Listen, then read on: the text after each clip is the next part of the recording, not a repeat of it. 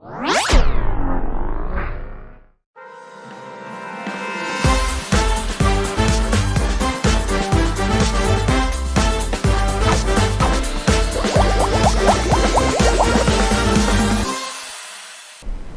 sahabat Sagu Podcast, di mana saja Anda berada, jumpa lagi bersama saya, Maria Tan, dalam acara Sagu Podcast, Suara Aspirasi Generasi Unggul. Dan saat ini kita akan membahas topik terkait tujuan dan manfaat dari sosialisasi dan simulasi seleksi kompetensi dasar atau SKD dengan CAT untuk Sekolah Ikatan Dinas di Provinsi Papua Selatan yang diselenggarakan oleh BKPSDM Provinsi Papua Selatan. Dan saat ini saya tidak sendiri, saya ditemani oleh Bapak Dr. Andus Albert Alexander Rapami, MAP, yang juga Kepala Badan Kepegawaian dan Pengembangan Sumber Daya Manusia Provinsi Papua Selatan.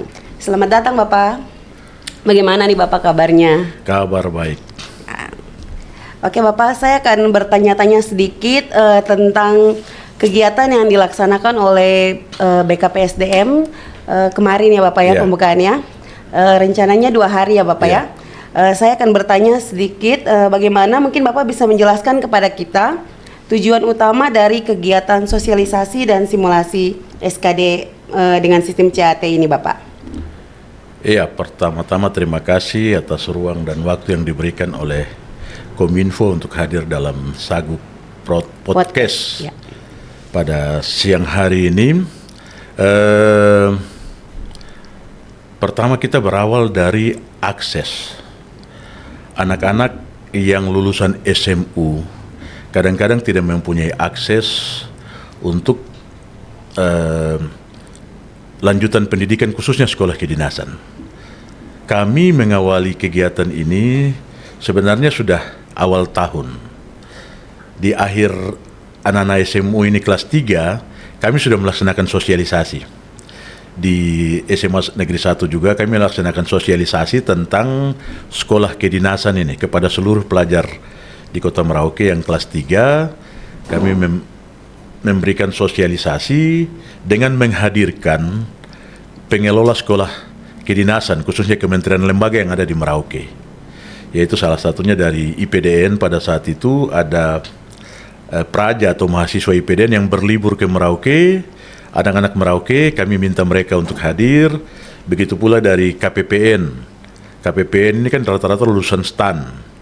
Kemudian dari Badan Pusat Statistik kami undang juga, dari Perhubungan Otoritas Bandara kami mengundang mereka untuk memberikan sosialisasi tentang sekolah-sekolah mereka. Sebagai informasi kepada anak-anak kita, para siswa kelas 3 agar mereka punya pilihan. Yang kami mau informasikan melalui sosialisasi awal itu bahwa salah satu cara untuk menjadi CPNS adalah juga masuk pada sekolah kedinasan. Sehingga pada situ kami melaksanakan sosialisasi yang hadir hampir 300-an orang. Sosialisasi kami berikan, kami hanya memfasilitasi, tapi yang berbicara dari KPPN, dari Badan Pusat Statistik, dari IPDN khususnya para praja, kemudian dari STMKG, para pegawai, karena rata-rata mereka juga lulusan sekolah kedinasan. Mereka memberikan informasi awal. Kemudian itu menjadi pilihan bagi anak-anak kita setelah lulus SMU, mereka bisa memilih kemana saja. Ada yang bisa memilih jalur sekolah kedinasan dan memang sampai kemarin kami inventarisir, dari data kami mungkin harusnya sekitar 300-an untuk seluruh kabupaten di Papua Selatan. Tujuan kami melaksanakan sosialisasi pertama agar menginformasikan kepada anak-anak kita bahwa ada juga sekolah-sekolah kedinasan yang membuka ruang untuk menjadi CPNS. Setelah menempuh pendidikan langsung diangkat sebagai calon pegawai negeri sipil dengan berbagai latar belakang ilmu, ada di perhubungan, kemudian di pemerintahan, di keuangan negara, dan statistik dan lain sebagainya. Yang berikut kegiatan lanjutan itu yang kami lakukan kemarin. Kemarin itu kita sudah masuk pada tahapan penjelasan mengenai teknis pelaksanaan seleksi kemampuan dasar.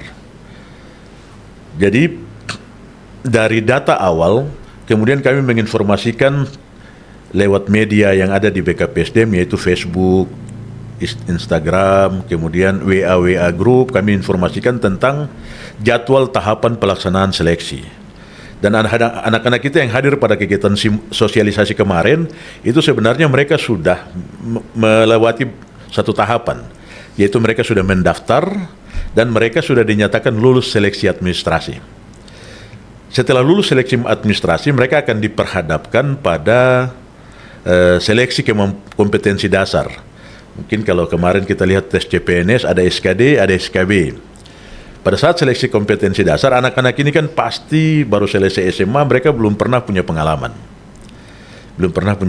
Sehingga kita melaksanakan sosialisasi, kita bekerja sama dengan IPDN Kampus Papua, yang juga selama ini menyelenggarakan sosialisasi di Jayapura, sehingga mereka memberikan sosialisasi terkait dengan khusus pelaksanaan seleksi kemampuan dasar. Bagaimana anak-anak ini dalam seleksi kemampuan dasar ini, jenis-jenis soalnya bagaimana. Ada TWK, tes wawasan kebangsaan, tes intelijensia umum TIU, dan tes kemampuan pribadi atau TKP. Jadi narasumber kemarin baik dari kita maupun dari IPDN memberikan informasi. Ini soal-soalnya seperti ini, bagaimana trik atau cara menyelesaikan soal-soal ini, bagaimana manajemen waktu. Sehingga anak-anak kita mempunyai pemahaman. Karena ya tidak semua anak-anak kita berasal dari keluarga mampu. Kalau yang dari keluarga mampu mungkin dia bisa akses ke bimbel online, dan rata-rata dari hasil survei kami kemarin banyak yang belum mengikuti bimbel online. Sehingga informasi kemarin, sosialisasi kemarin kami harapkan mereka bisa mendapatkan informasi tentang SKD itu apa sebenarnya. Kemudian apa jenis-jenis soalnya, strategi apa yang mereka lakukan untuk menyelesaikan soal, bagaimana manajemen waktu mereka mengatur, mengerjakan soal ini, soal TWK, soal TIU, dan soal TKP.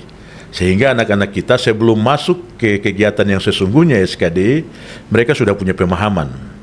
Setelah itu silahkan mereka bisa komunikasi lewat bimbel online untuk melaksanakan itu. Iya, langkah yang sangat bagus sekali ya dari BKPSDM ambil ini. Bapak, kita boleh tanya kira-kira kegiatan kemarin itu apakah terbuka untuk umum atau untuk khusus OAP? Kegiatan kemarin kami terbuka untuk umum.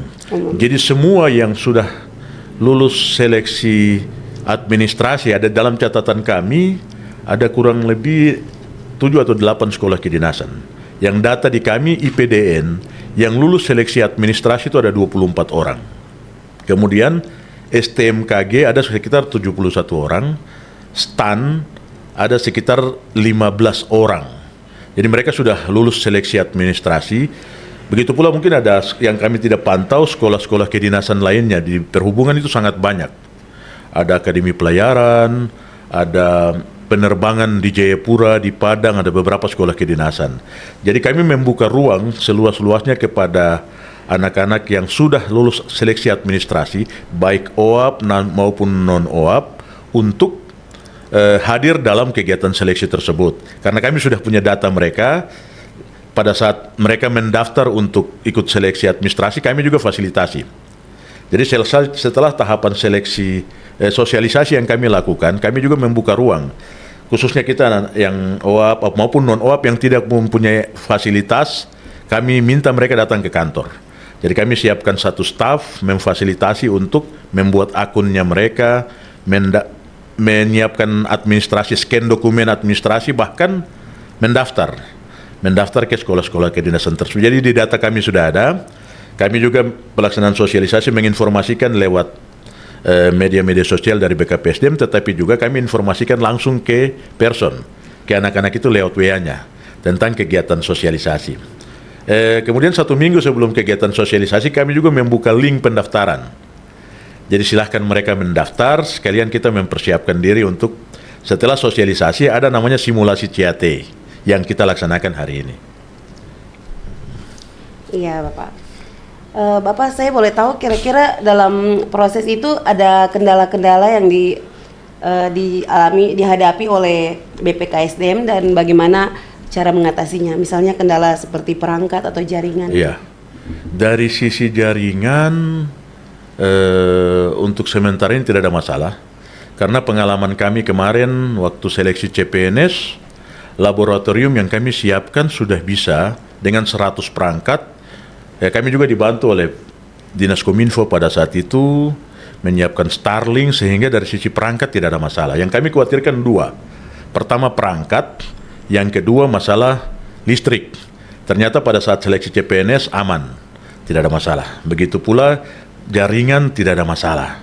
Jadi bisa terlaksana hari ini kami sedang melaksanakan simulasi CAT. Jadi anak-anak kita yang kemarin ikut sosialisasi, kami membagi hari ini dalam 3 sesi. Dalam 3 sesi ada kurang lebih 184 orang. Hari ini sementara mengikuti simulasi CAT. Kelanjutan dari sosialisasi kemarin. Jadi tadi juga ada arahan-arahan dari kami maupun dari narasumber dari BKN, arahan lanjutan untuk mereka mengerjakan soal, dan kami membuat seakan-akan mereka mengikuti seleksi yang sebenarnya. Jadi ada pendaftaran, ada pemeriksaan fisik anak yang bersangkutan sehingga tidak ada joki yang mereka gunakan. Kemudian mereka masuk ke ruangan dengan waktu dan jumlah soal yang sama dengan pelaksanaan SKD. Jadi tadi kami sampaikan ini anggap seleksi CAT yang sebenarnya. SKD yang sebenarnya, silahkan mereka manajemen waktu mereka atur. Dan tadi sebelum saya ke sini sudah 2 sesi selesai, sesi pertama dan sesi kedua, dan sudah masuk sesi ketiga. Sesi ketiga dari sesi pertama dan kedua setelah kami amati tidak terjadi kendala yang banyak, baik dari listrik maupun jaringan lancar-lancar saja. Tadi dari hasil evaluasi 2 orang dari sesi pertama itu 2 orang mencapai 300, yang beberapa orang memang baru sekali mengikuti SKD, rata-rata 100, di atas 200 rata-rata, tapi di bawah 250. Hanya beberapa yang 250 sampai dengan 300. Jadi kendala mungkin dari anak-anak sendiri. Anak-anak sendiri mereka baru menghadapi ini, baru menghadapi CAT ini. Ya pasti ada rasa gugup karena masuk di ruangan dan mereka, kita memberikan durasi waktu yang sama 100 menit untuk 110 soal dari 3 komponen, yaitu TWK, TIU, dan SKP. Iya Bapak, mungkin kedepannya ada dibuka lagi, soalnya mungkin kan ada beberapa yang teman-teman yang belum tahu begitu. Iya, jadi dari evaluasi yang kami lakukan terhadap kurang lebih 180 orang kemarin, anak-anak yang lulus seleksi administrasi yang dari Kabupaten Bovendigul, MAPI, dan Asmat belum banyak yang datang. Jadi kami sudah dengan narasumber dari IPDN, kami meminta soal terbaru. Yang ada di kami ini soal-soal masih lama. Jadi kami minta jenis soal terbaru. Kami siapkan ruang kalau dalam beberapa hari ke depan ada anak-anak yang mau datang, mau latihan CAT, kami siap untuk membantu mereka. Oke, bagus sekali ya kalau begitu. Untuk teman-teman yang mungkin juga ingin belajar bagaimana cara menggunakan lewat CAT ya Bapak ya, untuk khususnya anak-anak Papua juga ya. Informasi ini sangat bermanfaat sekali, dan kalian juga bisa nanti menghubungi langsung ke BKPSDM Provinsi Papua Selatan untuk informasi selanjutnya. Bapak mungkin ada himbauan atau pesan motivasi atau tips dari BKPSDM untuk calon peserta agar lebih siap menghadapi tes resminya nanti? Iya, pesan dari kami, proses tahapan seleksi ini bukan baru saat ini, tapi jadwal sudah ditetapkan dari beberapa bulan yang lalu. Pada saat adik-adik sudah memilih sekolah kedinasan adalah pilihan, silahkan persiapkan diri baik-baik. Karena yang menentukan lulus tidaknya adalah anak-anak itu sendiri. Kami hanya membantu memfasilitasi, tetapi yang menentukan kelulusan anak-anak itu sendiri. Kami tidak akan bantu di dalam ruangan. Makanya kami mengharapkan kepada anak-anak yang mengikuti seleksi sekolah kedinasan, ini kesempatan yang baik untuk anak-anak kita kalau lulus nanti bisa bersekolah di sekolah kedinasan yang pastinya akan menjadi CPNS di lingkungan di mana dia melamar di sekolah kedinasan tersebut. Jadi siapkan diri, Ya, kita bilang bekerja dan berdoa, belajar dan berdoa. Yakin dan percaya kalau setiap harapan yang anak-anak inginkan atas kehendak Tuhan pasti juga akan berhasil. Yang pasti kuotanya terbatas. Kuotanya terbatas, jadi mereka bersaing di antara mereka sendiri. Saya kasih contoh, IPDN itu kuotanya ada 14. Masing-masing kabupaten mendapat 2 kuota. Provinsi 2 kuota untuk orang asli Papua, termasuk kabupaten. Asmat 2, Mapi 2, Merauke 2, Bovendigul 2. Provinsi 2 itu untuk orang asli Papua. Untuk non-OAP ada di provinsi sebanyak 4. Jadi persiapkan diri baik. Karena saya khusus di orang asli Papua di provinsi, kami lihat dari data ada kurang lebih 49 orang. 49 orang memperebutkan 2 kuota. Sehingga untuk tahapan seleksi SKD ini akan diambil 3 orang. 3 kali 2 kuota berarti 6 orang. 6 orang yang akan lulus. Yang menentukan lulus adalah anak-anak sendiri dari hasil mereka pada saat ujian. Sehingga persiapkan diri, belajar mencari informasi lewat internet, bimbelnya di mana, silahkan. Kami ini hanya memfasilitasi dalam 2 hari ini. Tapi selebihnya masing-masing silahkan mempersiapkan diri untuk itu, karena mereka yang akan menentukan kelulusan mereka. Iya. Baik, terima kasih banyak Bapak untuk informasi yang sangat penting ini, dan juga untuk waktunya. Iya. Bapak sudah bersedia hadir dan memberikan informasi kepada sahabat podcast Sagu kami hari ini. Dan juga kepada sahabat podcast yang sudah mendengarkan episode kali ini, semoga obrolan kita ini memberikan informasi, memberikan manfaat dan juga inspirasi untuk sahabat podcast semuanya. Baik Bapak, terima kasih untuk waktunya. Ada yang saya mau sampaikan? Ada yang mungkin Bapak mau sampaikan? Iya, jadi begini. Provinsi Papua Selatan ini hadir dan diresmikan oleh Presiden pada tanggal 11 November tahun 2022. Dalam pengalaman berpemerintahan saya di Kabupaten Merauke, saya melihat anak-anak kita, khususnya orang asli Papua, banyak yang mempunyai minat untuk mengikuti seleksi sekolah kedinasan. Tetapi seluruh pelaksanaan tahapan seleksi itu dilaksanakan di Jayapura. Sehingga kami dari BKSDM mencoba meyakinkan pimpinan, dalam hal ini Pak Gubernur dan Pak Sekda, bahwa pemerintah ini harus hadir. Di Provinsi Papua Selatan, pemerintah ini harus hadir. Tujuan pemekaran salah satunya adalah memperpendek rentang kendali pemerintahan, baik itu maupun pelayanan kepada masyarakat. Dengan biaya yang besar, orang tua harus membiayai anak-anak hanya untuk mengikuti SKD itu di Jayapura, belum tentu lulus. Sehingga dalam 2 tahun terakhir, 2023-2024, kami mencoba membuat program untuk memfasilitasi. Ternyata Pak Gubernur, Bapak Sekda sangat menyambut baik program ini. Dan tahun 2023 kami sudah laksanakan sosialisasi, bahkan kami memfasilitasi, pemerintah Provinsi Papua Selatan memfasilitasi pembiayaan. Kami kuota kurang lebih 60 orang. Anak-anak ini mau ikut seleksi di Jayapura, kami membiayai mulai dari tiket, penginapan, makan minum di sana. Seluruh administrasi kami biayai. Sampai mereka yang lulus berangkat ke kota studi, khususnya IPDN, karena kami di bawah pemerintahan dalam Kementerian Dalam Negeri, kami memfasilitasi. Begitu pula tahun 2024. Kemudian saya sampaikan ke Pak Gubernur, Pak Sekda, bahwa kami biayanya cukup besar kalau kami bawa ke Jayapura. Sehingga bersamaan dengan seleksi CPNS kemarin, kami minta kepada Pak Gubernur dan Pak Sekda kalau bisa kami mempunyai fasilitas laboratorium sendiri. Puji Tuhan disetujui, dan kemarin kami sudah punya lab sendiri. Dan kami juga mengupayakan kepada seluruh penyelenggara sekolah kedinasan agar tesnya tidak di Jayapura, karena pembayarannya berat. Akhirnya tahun ini puji Tuhan IPDN sudah siap untuk pelaksanaan seleksi di sini. Kemudian STMKG juga sudah menghubungi kami pelaksanaan seleksi di lab. Dan satu dari STAN juga sudah siap untuk melaksanakan seleksi. Pelaksanaan seleksi ini untuk informasi untuk anak-anak yang sudah terdaftar dan sudah lulus administrasi. Pelaksanaan seleksi akan dilaksanakan tanggal 11 Agustus sampai tanggal 26 Agustus. Itu jadwal waktunya. Penetapannya kami masih menunggu penetapan dari BKN tentang jadwal dan tahapan seleksi. Jadi silahkan mempersiapkan diri.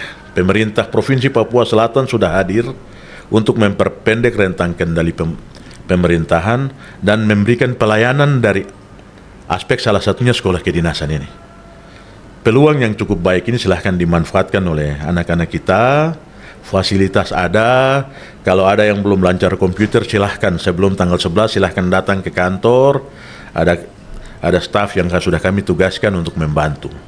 Mau siapkan diri untuk melaksanakan simulasi silahkan datang, nanti kami 1-2 orang tetap kami fasilitasi, ada yang memberikan penjelasan maupun membantu mereka. Jadi saya bersyukur pertama Pak Gubernur sangat mendukung kami, Pak Sekda, sehingga fasilitas yang ada ini bisa membantu mengurangi beban orang tua yang harus memberangkatkan anak-anak ke Jayapura. Untuk tahun ini tahapan lainnya tetap dilaksanakan di Jayapura karena harus dilaksanakan di Polda, sedangkan kami sudah komunikasi di Merauke belum siap. Tahapan seleksi tes kesehatan, kesemaptaan, kemudian psikologi tetap kita laksanakan di Jayapura. Dan bagi yang lulus kami akan memfasilitasi.